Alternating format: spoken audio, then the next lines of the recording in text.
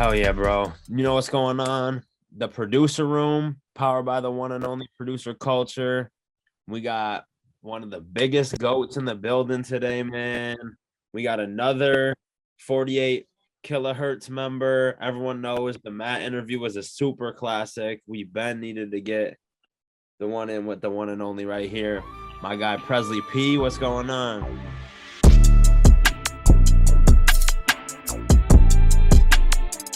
What's happening? Is Prezzley, 1/3 of 48 Hertz, aka Super Saiyan Prez, aka Fruit God, aka the greatest Saiyan of them all. You know, the biggest foe you know. Super Saiyan Prezzley. Yes, indeed. Talk to me. Man, what do you got going on? Where you at right now? Right now we at the crib. You know, we posted. We at the Scheme House. You know, for those that know, they know. If you don't, then you just gotta come experience this shit if you get that opportunity. And you're in Atlanta right now. Yeah, I'm in Atlanta, but I'm originally from Birmingham, Alabama. Right. West Side Press City, nigga. Yeah. I put that on everywhere I go. So yeah, they got to know that. And you grew up in Alabama. Yeah, I grew up in Birmingham. I grew up on the west side, Press City, right out Tree Haven Drive, between Tree Haven and Cherry Avenue. You know what I'm saying? Those my roads right there. So yeah. What's that what's the music scene like over there when you're growing up there? I know a lot of different people we have spoke with. You know, it's a bunch of artists. I feel like Mobile kind of getting on the map now, from like, you know, Rilo and Cap and Flo Milli from there also. Correct me if I'm wrong. Yeah, Flo Milli from Mobile. From Mobile. Same with Clever also. Clever is from Oxford, if I want to say. Gaston, Oxford, one of those ways. Yeah. I knew it Clever because of Carlton Bank. Shout out to Carlton Bank. That's my boy. I fought with Carlton. Shout out to London. Yeah. Shout out to Payhouse. Yeah, shout out to Payhouse. That's how I knew of Clever. But you know, Carlton was one of the few producers from Alabama to like reach out to me and like keep it silent. And I really appreciate him for that, because like where I'm from, like it's like crabs in the bucket for real. But you know, it's that we can't let that stop you from being a good person. You know what I'm saying? You can't let that stop you from the end goal. So I was able to notice that with how he reached out to me. You know what I'm saying? And he's still been the same ever since. And I just wanted to, you know, I like to give people their flowers while they're here. So I appreciate him for that. No, you know? Definitely. Salute to Carlton Banks, man. Legend in the space. He actually just had 2 songs drop last night, countless placements, platinum, gold, this, that, him and London Blue. Carlton also does this thing with the camera too, man. He's filmed. You're right with that cam. I think a couple videos that got 100 million views plus on YouTube. So salute to Carlton, man. He's really doing his thing. But what's the music scene like over there? In Alabama? Yeah, especially when you're on the come up, kind of like back then. Well, I know for me, I was one of the youngest ones to be in the music scene at the time. I was a producer too, so it was kind of new, like having a young nigga that was a producer. And it was like everybody had like different cliques. It was like one big ass high school. And I don't know, like life just forced me to go my own way, because I noticed how like everything was in cliques and like nobody really had no hope. Like a very few people had hope, and the little hope that they did have, they felt like, well, shit, we got to go do this with this producer and this cameraman, and this is what's gonna make us do what we do. But I said, fuck all of that shit. It's got to be a different way. I'm always a person that's like, it's a better way. It's always a better way. And if I can have the patience to figure it out, I'm gonna figure it out. So, you know, I didn't think that had to happen. I sectioned myself out from people I used to be with, and it wasn't out of hate, you know, it wasn't out of ill intent. It was just I just needed to figure it out for myself what was going on. And that's when I saw like everybody was like clicked up and just like crabs in the bucket, you know. So once I kept that time to myself and I was able to see shit for myself, then it eventually got to the point where it was it was clear for me. I was like, fuck that. I'm gonna just reach out to niggas in the streets like I've been doing, and I'm gonna build this internet up because I know that that's what the world moving to. And I ain't gonna lie, Carl, I hate the internet. I really hate this shit, to be honest. But I understand that this is how we have to communicate, and this is how people communicate their feelings even when they don't be trying to. So that's how I built most of my connections. I stayed genuine on the internet, or they saw me outside. And that's how I got to this point. I always said, you know what? If they don't believe me now, then shit, I'll go find somebody that believe me and we can make this shit work together. And it was because of Buki, YNB Buki, my boy. That's like my brother. But it was because of him. He was incarcerated at the time, and he reached out to me like from Mobile and was like, "Hey, I got this partner over here, Matt, my little brother. But he in Mobile, y'all should do some shit together." And that's how I reached out, and I made the connection to Matt, also through who is now our manager, making niggas millionaires. But you know, he reached out as well and was like, "Yeah, bro, like you and Matt should do some shit, bro. I think y'all will do something." But we just made it so organic, and I brought my little brother Jay Rich with me too. He actually upstairs right now, but I brought him with me, and we just made it go from there. It was just genuine. So I know for Alabama, overall, all I can say is don't listen to what everybody else tell you is the way to go about shit. Because if the vast majority tell you that this is how something is supposed to go in your city, and they not getting further than the city, then 9 times out of 10, it's a better way. That's what I believe. That's what worked for me. Find your way. Yeah, I would definitely say that's true. Man, it's crazy that it's funny that you kind of mentioned the internet piece to it, because I don't know. I feel like it's so interesting that like these days, I would say a heavy majority of everybody's everything is over the internet. Like there's so many people with all these placements and this and that probably never even been in the studio with the artist they got the placement with, or maybe never even been in the studio with an artist ever. It's a lot of those producers too. But it's just interesting to see kind of like the way it goes. But I definitely even like appreciate the honesty to even just speak to you, just recognizing that it was a better way, but you're really not rocking with it like that. Yeah, like don't get me wrong. I love people, bro. I love people. You know what I'm saying? I ain't no fuck nigga by a long shot, but I ain't no pushover either. It's just I understand that the internet is like it's highlights. So it's like we gotta deal with this shit to a certain extent, because this is how people communicate how they feel, the same way they turn on music to make them feel better, or turn on some shit to make them feel how they currently feel at the moment. And it's like, as a creative, like sometimes that shit can become a little overwhelming, because you got to deal with so many different personalities. You got to deal with so many people who probably never gonna meet you, but they have their own perception of you just based off of what they think you are, off of what you post. And it's like, or what they're not getting from you. You know what I'm saying? So it just be weird, man. It's like, it's weird, but it's what we do. It's what come with the game, man.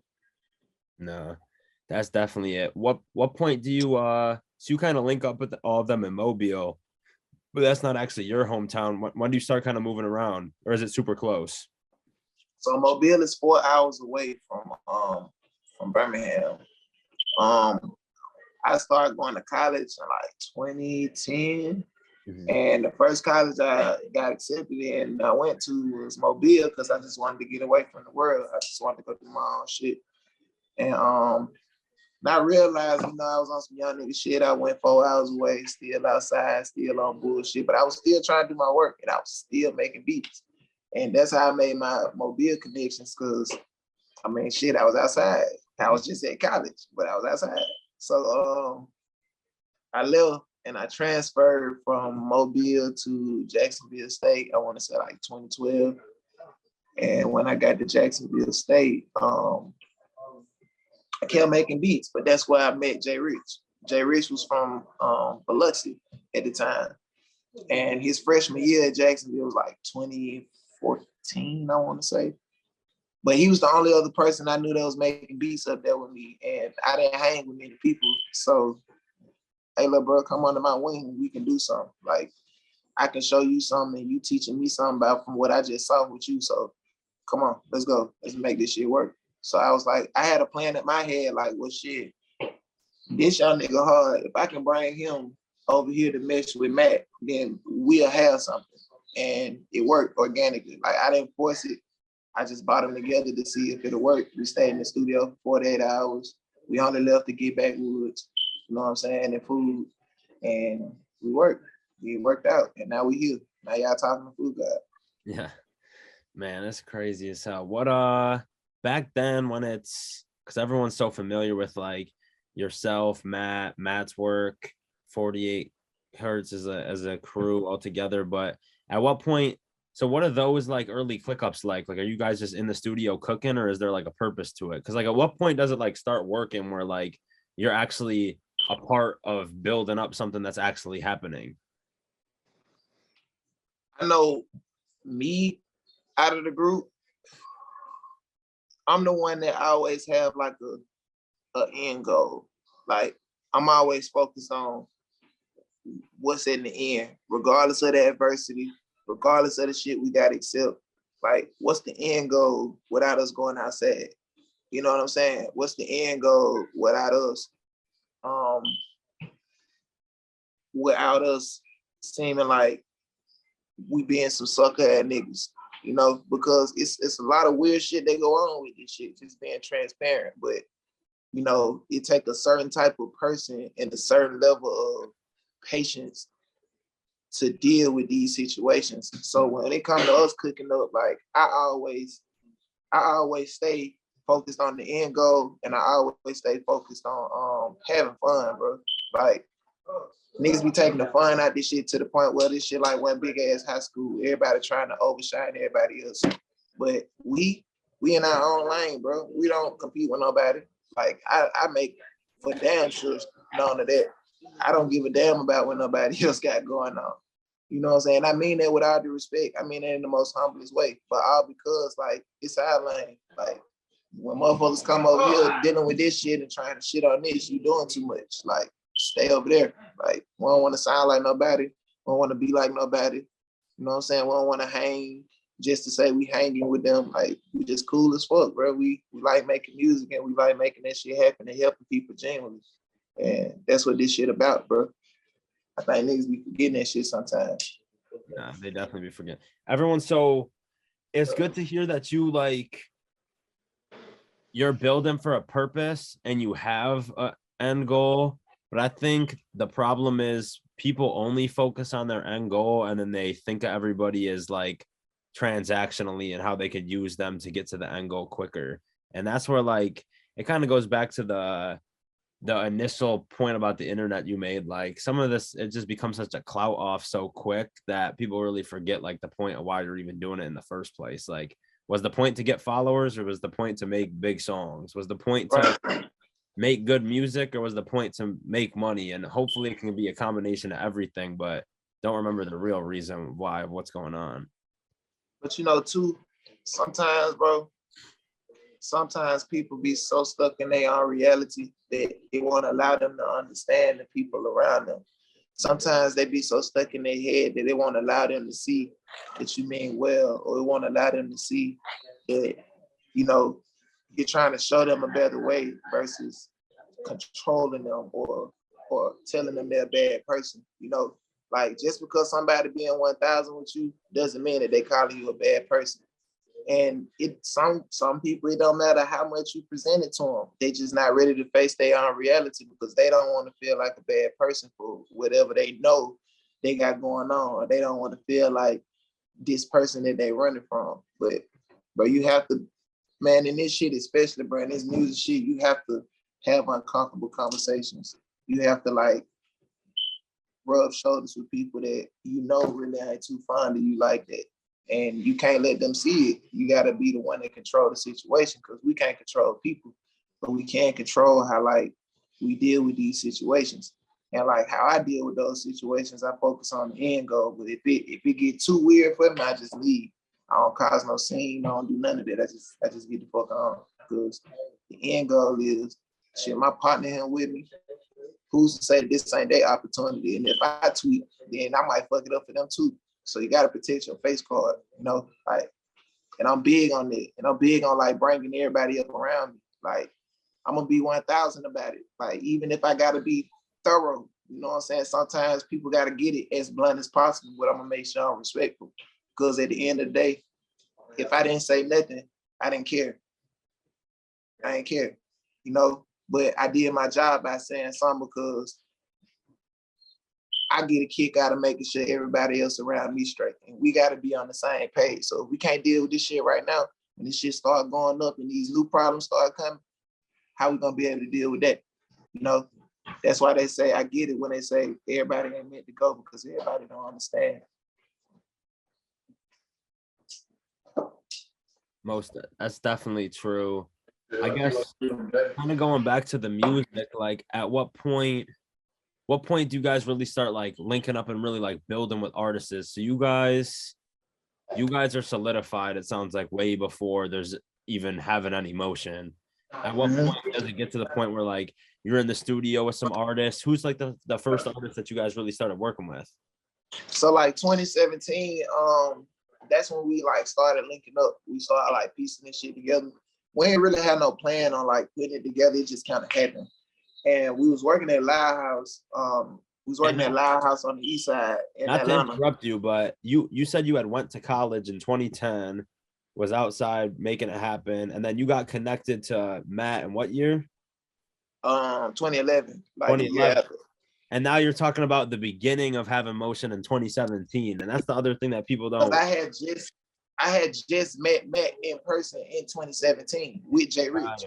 But I never stopped talking to Matt from 2011 to 2017. I never stopped talking to him. I always stayed connected, and I stayed focused on the goal, because even though I could tell, like, we from the same world, but we from two different worlds. And that made it better for me, because now I get to deal with something that I'm uncomfortable with, that makes me comfortable. And I get to deal with something that I can adjust to from his experience, because he already got experience in this shit. Mm-hmm. So I'm a learner. You know what I'm saying? I ain't going in this shit acting like I know more than the next person, because obviously he got a little more emotion than me. So I'm learning, you know what I'm saying? But this is my genuine partner. So I get to build with him, and we get to build off each other. And that's what we did. So I'm like, well, shit, let me bring little brother down here. Let's go, come on, little bro, because I know you got some confidence. And I build, I'm not no cocky nigga, bro, but when I'm with my folks, if I feel like I'm that deal, I want you to feel like you that deal too, because it's the reason you're around me. So once we started that, like, we end up being at Loud House in Buckhead. But yeah, we ended up being at Loud House in Buckhead, and it got to the point where we was working with this artist. I think he's from Ohio, FDW Baby. That's who we was working with. He got a feature from Gunna, and it's called No Capping at All. That was one of the first songs we did. It's 48 Hertz. Crazy. That was engineering. Pablo One, Lil Baby, Young Thug. He was just engineering, Lil Duke, like everybody that was coming through Loud House, him, Sims, Turbo, like all them, they was engineering, they was getting shit done. So us coming in the mix, I don't engineer like that. I know how, but I just don't do it. It's not my thing. But I was learning just in case I needed to be accessible, So it got to the point where, it just started happening organically. Like, Matt'll be in the sessions, and we'll be there, and they'll be like, shit, I know what some beats at.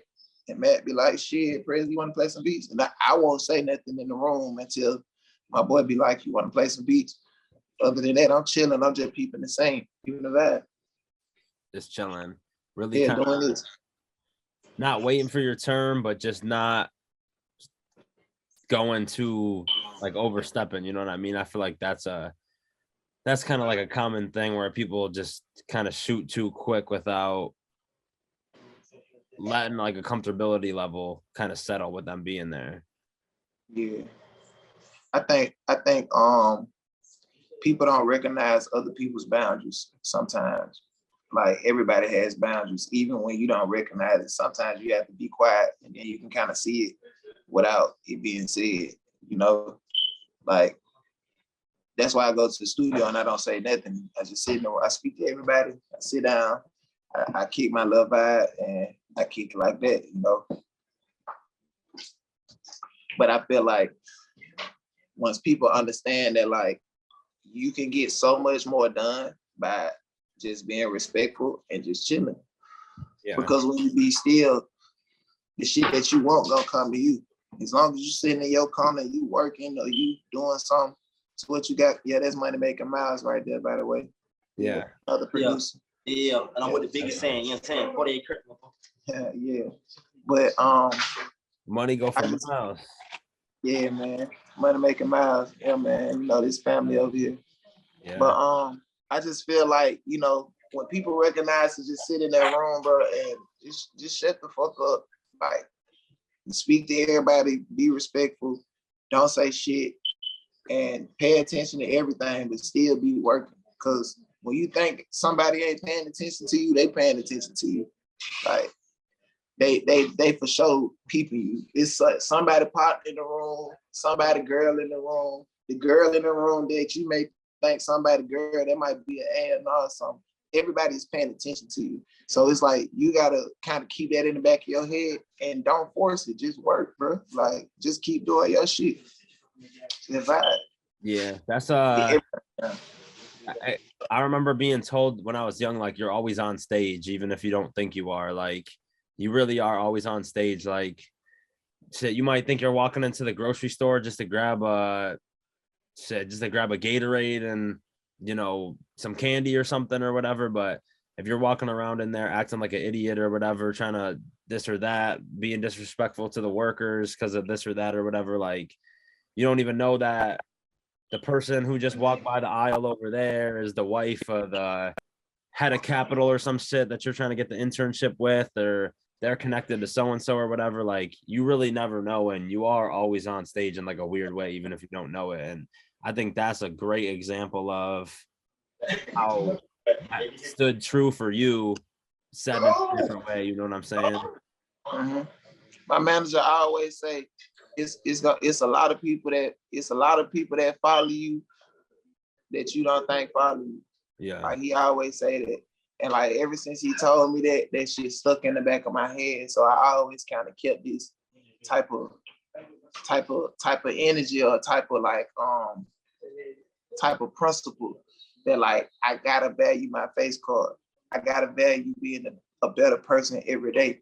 And I gotta value keeping that good energy around me and keeping that understanding around me. Because if not, we don't have time for no switch ups. We don't have time for like no weird energy or no, because this shit is only progressing. Like with or without a motherfucker, this shit is still gonna go. And I mean that with the utmost respect, bro, because I know what God put me here to do. I know God put me here to instill value in people because that's how I got everything that I'm blessed with. You know what I'm saying? It had nothing to do with no money. It had nothing to do with none of that. It was just the knowledge that I attained from the experience that I had. And I spread it. You know what I'm saying? I spread it among my people, like Peter Pan. So it just, they go up off of it. They get progression off of it. And we all eat together. We all shine together. And I think that's what this shit about at the end of the day. Like the money and shit cool, but that's a tool. Like what we doing with that shit and what we trying to create when we lead this motherfucker is what matters the most. Like that's what I care about. I don't give a fuck about the other shit. Right. Most definitely. But kind of going back to the music once again, you guys start building up, doing your thing. At what point does it really start to like, we're in 2017 now, summer 2019, Cartier Gucci scarf comes out on the So Much Fun Thug project. What kind of like progresses in the middle to get it to that point where it's like, not only are you having motion, but you're really having it in a serious way with some major artists? To keep working. Like that's what kept it progressing. Like when that song was done like the year before that, like they did that in Coachella along with a few more songs that probably gonna get released like at the most random time. But I can't speak for Matt and Jay Rich, but I know for me personally, like I saw that as a motivation to say fuck that song and keep going and making some more of them. Like it motivated me to do more. Like, okay, if I can do that, I can get another one and another one and another one. Like, damn, okay, I must got a formula now. So I need to figure out how I can help make that shit bigger with all the resources I got around me. So I think like that's when I started collabing with my people, and me and Matt and Jay Rich started doing more beats, and that's when he had started collabing with Turbo and D Sims and all the people that I met along the way when I first got here that was still genuine to me. You know what I'm saying? Like it's a few more names, but that's how this shit progressed. Like I never switched up with the people that I came and I started with. Like I always stayed with the same people I was with. And the people that came along the way, 9 times out of 10, they was an extension of somebody that I already knew. So it just grew bigger and it was genuine. So that's how this shit got bigger for me, bro. Like I couldn't put it no other way. No, that you put it a great way. And the other interesting thing is like, I think people, I mean, this almost kind of turned into like a best practices guidebook, even more so than an interview. But I feel like people like so often like they'll dismiss their peers or the people that are on like the quote unquote same level as them because they want to be working with this person up here. Like, okay, this producer might just want to be, how am I going to work with Wheezy? How am I going to work with Wheezy? How am I going to work with Wheezy? So when they're in the studio with whoever, they're not really thinking about this or that. But it gets to a point where you guys all progress together. And that's even like, it's me understanding it quickly on the flip side in the music business, because it's so cool to know and be able to call the big like music executive. But guess what? On the flip side, 10 years from now, when I need a favor from somebody, what do people say? Oh, yeah, I can call Mark over here because him and I started together and we've been friends for 10 years. Like, because that's your peer and you really go up together. So, kind of like a long story long, but I just say that to say, like, definitely want to just hammer that point down. Because I feel like sometimes people lose track of the journey. Like, the journey is everything for real. Yeah, bro, like these folks be trying to spend so much time trying to get around these folks. And I realize these folks, human beings like you, them folks might not even fuck with you. Right. Like, that's just the reality of this shit, bro. I'm a realist, bro.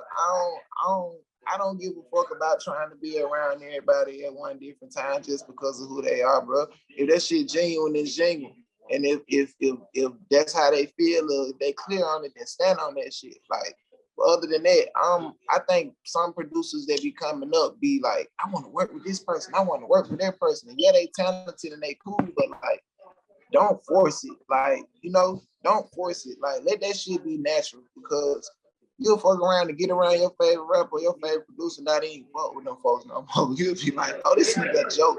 Like, I can't even take him serious. Like, it was nothing what you thought it was. Then you're gonna realize what entertainment is. You know what I'm saying? That goes to the other thing of like, timing is everything. Like, some people get so mad when this producer didn't open their loops or whatever, but then they end up working with them later. And then I'll say to them, like, aren't you glad he didn't open those loops back then? Because you might not have really been ready for it. And then, bro, you never know. People got to remember this. You don't ever know what other people are going through. You don't ever know what they dealing with on a regular. So at the end of the day, you can't really judge them based off of them not being able to communicate with you or connect with you right then. You can't really judge them off that, bro. Like, I done been left on red so many times, bro, with rappers that I did songs with them. I got placements with them, and they know me. And I ain't never brought up the fact that they left me on red, but I don't know what they was going through. I don't know what it was. They probably saw me like, oh man, this is no nigga that make beats. Or they probably had some shit going on, and that's cool too. But that's why I understand, like, my time is coming. My favorite saying is, it'll always make sense later, because it always do. But you gotta believe that shit though. And if you don't believe it, then it's gonna always go the other way. But if you thoroughly believe that this shit is gonna make sense later, you're gonna move forward knowing that it's gonna make sense. And it's hard. I ain't gonna lie, it's hard. Because there's a lot of bullshit that come with it and a lot of acceptance that come with it. But it do make sense. Like, I can't deny it, bro. I'm a living witness to this shit. There we go. Nah, that's great. I guess kind of like in conclusion, what's kind of next? I mean, I feel like everybody wants to hear like, you know, stories with Baby or being in the studio with them or what it's like. But I mean, even more so just focused on you, like, you know, what's kind of next for Prezzley P? What's next for 48 Hertz? I'm sure a lot more work with Baby amongst a bunch of different artists, but what are you kind of excited about that's on the horizon right now? Well, I've been doing some of everything. I know as far as 48 Hertz, we got a lot of songs, like a lot of music in the bag, a lot of a lot of beats that we still gotta get out. Like we trying to stay ahead of the curve. I know as far as me, I just dropped the What Is He Doing with Trail. Well, it's kind of been out, but he's about to put it on our platforms. That's the song I just posted today. Another artist I'm working with from California, La Russell. Oh yeah. I started listening to La Russell. I like La Russell. And I finally made it happen. And shout out to Alex and Hovain and Cinematic. But Conversations with Hovain, we just dropped that today.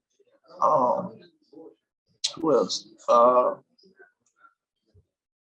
I got so many unreleased records. I'm working with a new artist, Noonie, Big Noonie Blue Sugar, you know what I'm saying? Got a lot of stuff with Skate 08 and Money Making Miles, like some of my close friends. Those my producers. Yeah, it's Miles right We in here. the scheme house every day cooking dope. Lyrically, physically, and emotionally. Dollars on my head, money making miles. Yeah, Money Making Miles. But I'm trying to think of the other artists that I'm working with. I got Y9, Yo Trap up in New York. It's an independent artist. I work with a lot of independents. I work with a lot of majors. I got a lot of unreleased music with majors. So it's no telling, bro. Lil Soldier, Yavo. I know I'm gonna be on Trench Baby too with Lil Soldier. I know that for a fact. I know I got a lot of stuff with Trail. As far as a separate project and just songs in general. So a lot of people anticipating that because, you know, me and bro make good music every time we get in that room. So, but I'm doing everything, Carl. I ain't letting up on nothing. I'm doing country shit if they want it. You know what I'm saying? And Yeah. I salute you so crazy too, because it's a lot of people who like you really stick with the up and coming guys and help building them out and help getting it going. It's a lot of people who work with the artist and then they decide artists of that tier is their new like minimum, and it's like, bro, you're gonna do that, you're gonna miss on this whole wave. But it just kind of speaks more to like the like wave maker that you really are in the first place. I guess we appreciate it big time for sure. So many gems. What's you've given a lot, but what's a good piece of advice that you would just give to kind of like the up and coming producer, the next generation? You know, even like that Prezzley P who just left to go to college in Mobile from Birmingham. Like, even what's some advice you would give to him on like his journey of wanting to be a producer and end up, you know, on the other side of some big placements, some big projects?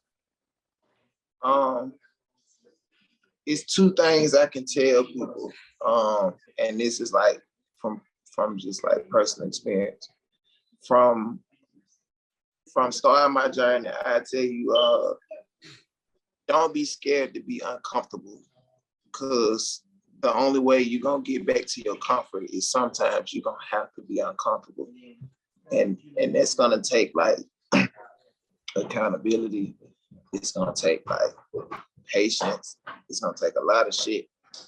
And two, which is the other thing that I'm still learning right now, like learn how to let certain shit go, like, and not let it go like to where you just settle for anything, but like accept it and move on so that we can put that energy into something bigger.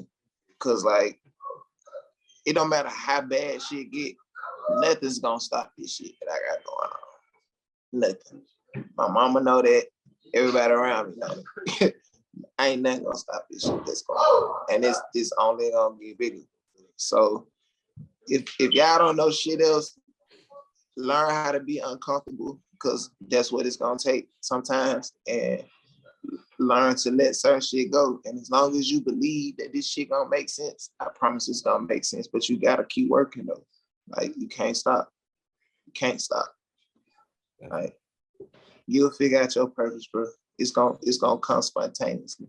Yeah, and feeling uncomfortable is definitely a symptom of growth. But hell yeah, bro. Like I said, I know you're busy. We appreciate it again. The producer room, powered by producer culture. Everyone make sure they comment who they want to see next. We definitely super tuned into the comments after Matt. A lot of people wanted the Prezzley P interview. A lot of people wanted a whole 48 Hertz interview, which I still want to do because I don't think there's ever been one of all three of you guys on one interview. Right. We definitely gotta get that in. And yeah, next producer culture, we're gonna start moving towards, gonna sprinkle in a couple in-person interviews. Haven't done any yet, so I'm super excited about that. Shit, maybe the 48 Hertz one could be the very first one. You never know. Hey, we can make that happen. Just let me know something ahead of time. We can set that up. Hell yeah, we got to. But like I said, the producer room, powered by producer culture, Prezzley P, we appreciate it big time. For sure.